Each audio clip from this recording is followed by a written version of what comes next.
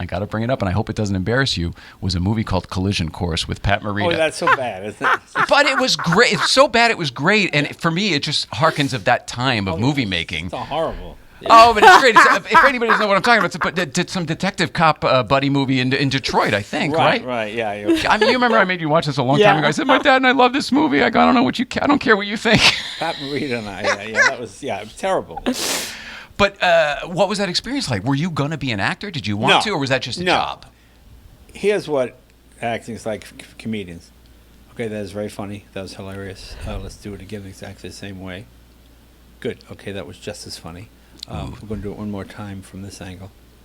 Good. That was as hilarious as the first two times. Oh, really? It's not enough. You get no sense. Then you wait a year to see if it's funny or not. I like the immediacy of doing stand-up, I enjoyed that movie, though. Did you have any fun? Do you remember making it? I mean, did you have fun, at least?